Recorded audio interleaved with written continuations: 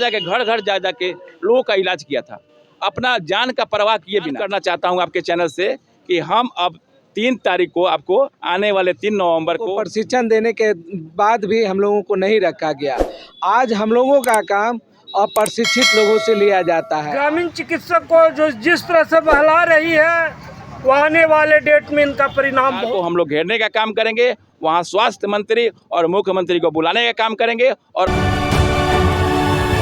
नमस्कार, आप देख रहे हैं तीसरा पक्ष न्यूज नेटवर्क। जैसा कि आप जानते हैं कि प्रशिक्षित ग्रामीण चिकित्सक 30 सितंबर 2023 से ही अपने को सरकारी सेवा में समायोजन करने के मांगों को लेकर लगातार धरना पर बैठे हैं, लेकिन सप्ताह भर से ज़्यादा बीत जाने के बाद भी सरकार की तरफ से प्रतिनिधि के रूप में अभी तक कोई भी इन लोगों से मिलने नहीं आया है, न ही कोई ठोस आश्वासन और न ही कोई लेटर आया है।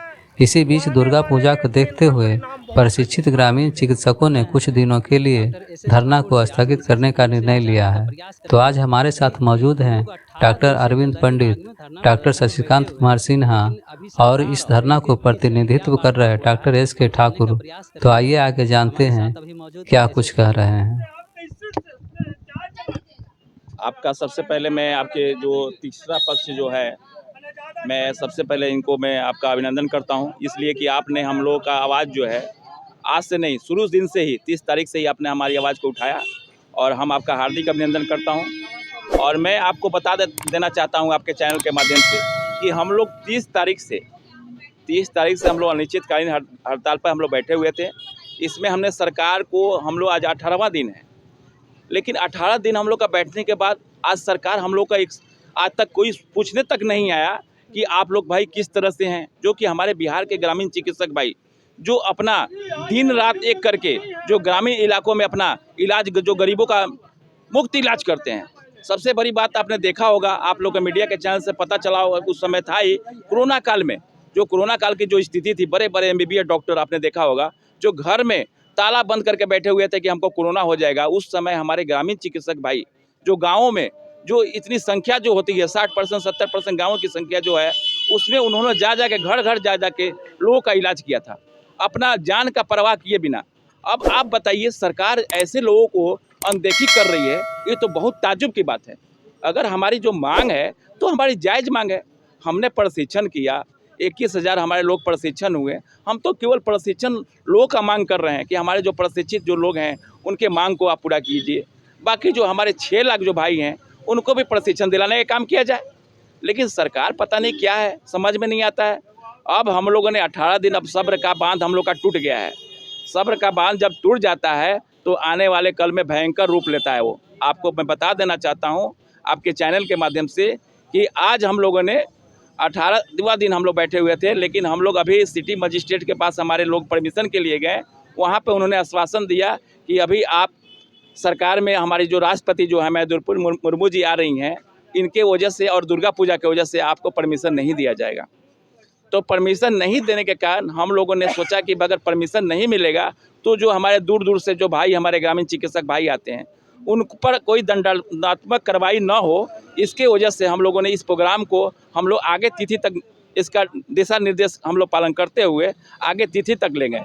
लेकिन अब हम लोगों ने एक ऐलान करना चाहता हूँ आपके चैनल से कि हम अब 3 तारीख को आपको आने वाले 3 नवंबर को मैं 38 जिला के ग्रामीण चिकित्सकों को मैं भारी संख्या में बुलाऊंगा और बुला के R ब्लॉक से हम लोग जदयू कार्यालय और RJD कार्यालय जाके हम लोग सरकार को हम लोग घेरने का काम करेंगे। वहाँ स्वास्थ्य मंत्री और मुख्यमंत्री को बुलाने का काम करेंगे और अपनी मांगों को हम लोग लेकर रहेंगे।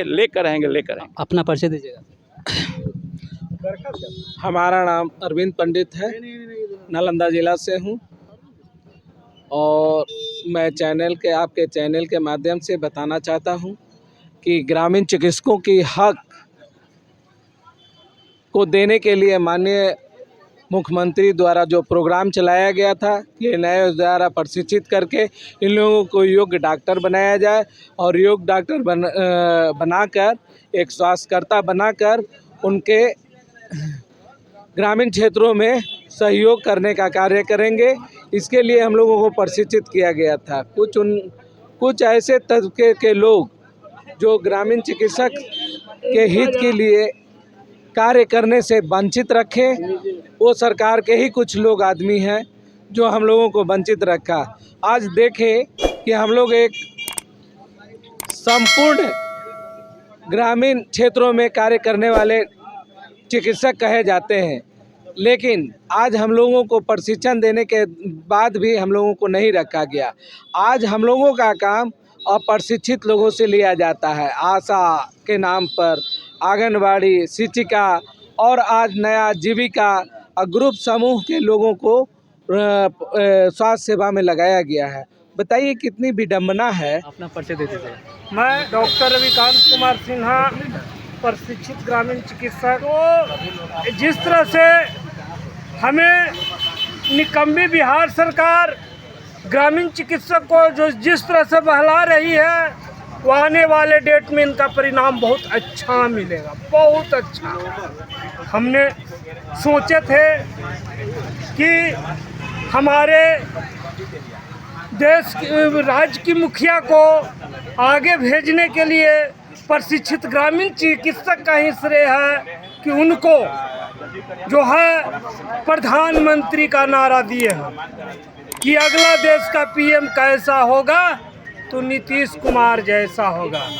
लेकिन ऐसे बिहार की मुखिया नीतीश कुमार आज जो देख रहे हैं गर्दनीबाग के मैदान में 18 दिन से भूखे प्यासे ग्रामीण चिकित्सक पड़े हुए, उसको सूद लेने वाला कोई नहीं है। यही ग्रामीण चिकित्सक जिनको ज़्यादा मनोबल बढ़ा दिए तो उन्हीं के पीछे हाथ लगाने का काम कर रहे हैं। तो आने वाले डेट में हम लोग का एक ही मांग है कि अगर आने वाले डेट में ग्रामीण चिकित्सक का मानदेय के साथ समायोजन कर देते हैं तो ठीक है, और नहीं तो जिस तरह से 19 में आगे बढ़ाए थे तो उसी तरह से 25 में नीचे गिरा देंगे।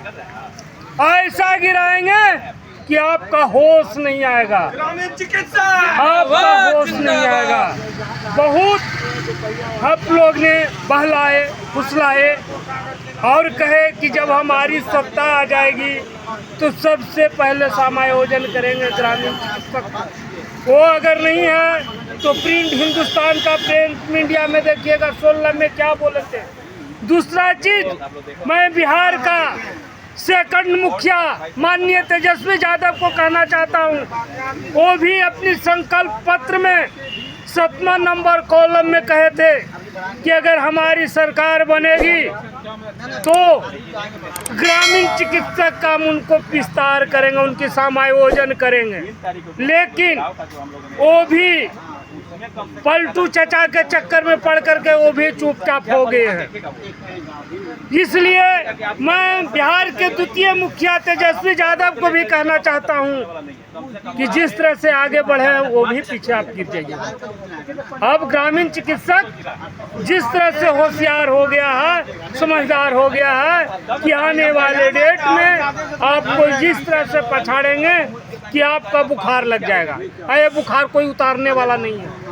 ये जान लीजिए कि आप लोग जैसे जैसे कर रहे हैं वो बुखार जो ग्रामीण चिकित्सक का जो चढ़ गया है तो सभी का बुखार उतार देगा। दूसरी चीज, हमको एक ही चीज कहना है आपसे कि आप जो वादा किए हैं वादा पूरा कर दीजिए, हमारी लड़ाई समाप्त होगी। अगर वादा किए हैं वादा पूरा नहीं करते हैं तो तब तक लड़ाई जारी रहेगी जब तक हम आपको कुर्सी पर से गर्दनीबाग के मैदान में नहीं बैठा देंगे। जैसे हम बैठे हुए हैं 18 दिन से, उसी तरह से आपको भी गर्दनीबाग के मैदान में बैठे। दूसरी चीज, अभी एक और हमें सूचना भी देना चाहते हैं। ये सूचना क्या है कि बिहार सरकार में माननीय राष्ट्रपति महोदय का 3 दिवसीय आगमन है। इस आगमन पर हम लोग उनकी मान सम्मान में ये धारणा स्थल आंशिक काल के लिए हमें लोग बंद कर रहे हैं। दूसरी चीज, बिहार सरकार का पुलिस कार्रवाई, दंडात्मक कार्रवाई के चलते भी और छठ क्या नवरात्रा जो पूर्व है पूजा है, ये सब के चलते उन लोग भी नहीं दे रहे हैं हम लोग का आदेश। तो हम लोग ऐसा काम नहीं करना चाहते जिससे सरकार को किसी प्रकार की परेशानी हो, उसके साथ ग्रामीण चिकित्सक को। इसलिए अगले आदेश तक हम लोग ये प्रोग्राम को कैंसिल करते हैं और इसके बाद जल्द ही हम घोषणा भी करेंगे कि कब से धारणा शुरू होगी। तीसरा चीज़ है कि 3/11/2023 को बिहार के 38 जिला के ग्रामीण चिकित्सक से एक नम्र निवेदन है कि आप पटना के धरती पर फिर पुनः आने का काम करें। कारण कि 3 नवंबर को हमें बिहार के मुखिया का कार्यालय, जेडीयू कार्यालय और बिहार का सेकंड मुखिया जदयू आरजेडी कार्यालय दोनों को अब घेराव करेंगे। अगर हम 18 दिन यहाँ बैठे तो नहीं सुनने आए, तब उनको घर पर जाकर के कार्यालय को घेराव करेंगे।